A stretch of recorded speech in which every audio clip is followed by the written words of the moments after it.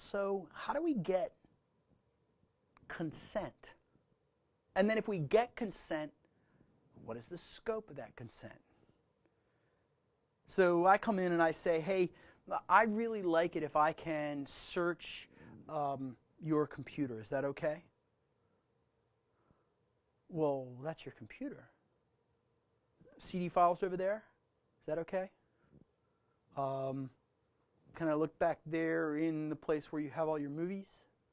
See, usually what you'd say is, can I have consent to search your computer?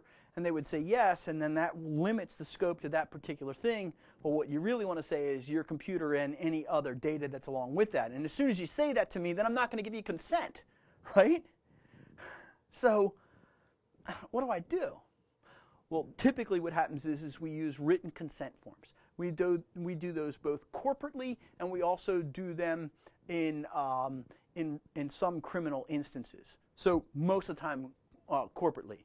And we'll say this is the scope of this content, and it allows us to search computers and other electronic storage devices. Now that sounds nice and easy, and somebody be willing to be able to go ahead and sign that. See, you got to balance this out because you need to legally get it, but you also need to make it so that somebody's willing to sign it. Because it sounds like you're going to throw me in chains and kill me and all this other horrible stuff, and you're going to go ahead and start snapping on the rubber gloves. Hey, wait a minute. No, I'm not going to sign that.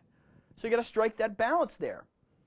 What we're talking about also is third-party consent, and this is a very interesting proposition. There are people that use the same computer. Hey, Jeremy's using my computer today. It's okay. Hey, listen, we're roommates, so, go ahead and use my computer whenever you need to. Is that okay? Yeah, sure. So I leave, and the police come, and they say, hey, Jeremy,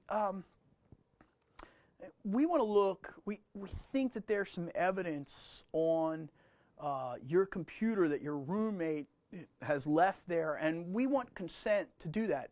He goes, oh, sure, go right ahead, because I'm afraid that you're going to haul me off to jail, so I'll let you go ahead and look at his computer and do whatever you want to it. Sure, go ahead. So now the agents are relying on that apparent consent. Now, let's say that he really doesn't have those permissions and they still find that evidence. Well, they're relying on the fact that he said, and he signed the form that said they could search this.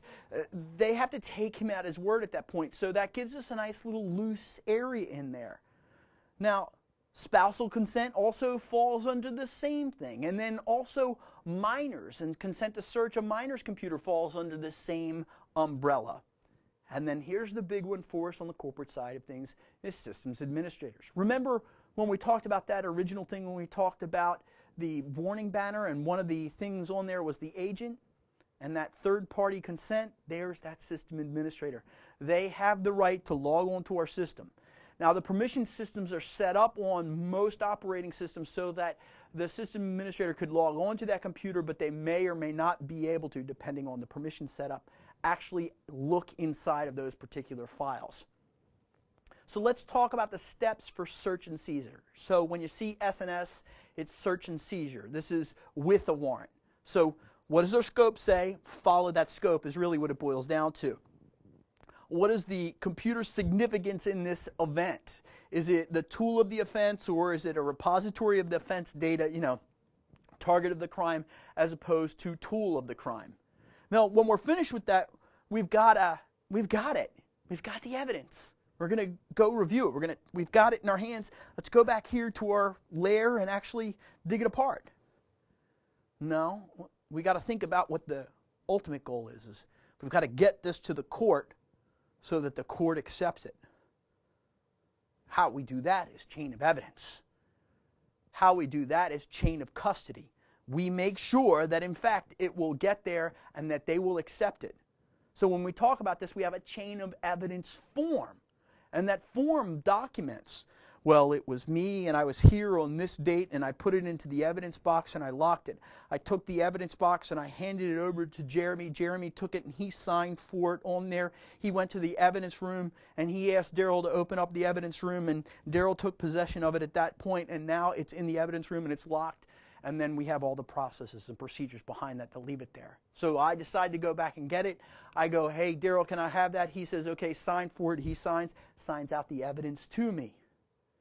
And then he talks about all of this stuff, the case number, the investigation organization, the case, the nature of the case, and the descriptor of the evidence. The evidence was recovered by, the date and the time, the locations, all of these who, what, where, when, why, and how. Actually, not the why of it. The why is because we want to preserve the chain of evidence or the chain of custody. That's the why of it. But always, when any one of those factors changes, not the why, any one of those factors changes, we record all of those factors as we move the evidence along until its ultimate destination, which is the court. Sometimes we look at things like page numbers, the name of the vendor, the model or serial number. In other words, we need the metadata. This is evidence, that's fine, but what is this evidence? So that we make sure that when we pick that up and we go, yeah, that is a Samsung phone. It does say that on the outside of it, but we want to write that on there to say it is a Samsung phone. And the serial number, let's see, the serial number on this phone is blah, blah, blah, blah, blah, blah, blah, blah. And so we've done that, and now this is all inside the evidence bag at that point in time. Now, switching gears.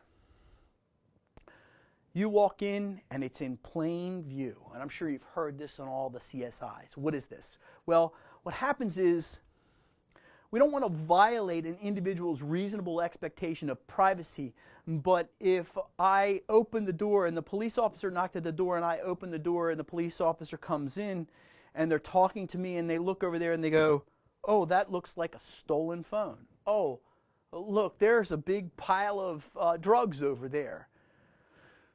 Okay, well, they let me in. They see it in plain view. Okay, that's perfectly acceptable for them to say, hey, I see this in plain view, and now that means that you didn't have a reasonable expectation of privacy.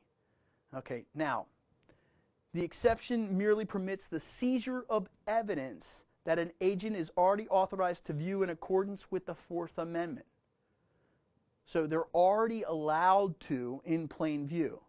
Now, take a look at this last thing here. This means that the agent cannot rely on the plain view exception to justify opening a closed container that they are not otherwise authorized to view. Now, this becomes very important, and this is the hinge of chain of custody, plain view, Fourth Amendment, and computers. What is this computer? It's a container for evidence. Does your warrant or your ability, like maybe you've been given authorization to look at it, does that constitute the right to dig through that computer? And the answer in most cases is no. Now, as a forensics investigator, you wish that that computer is not a container.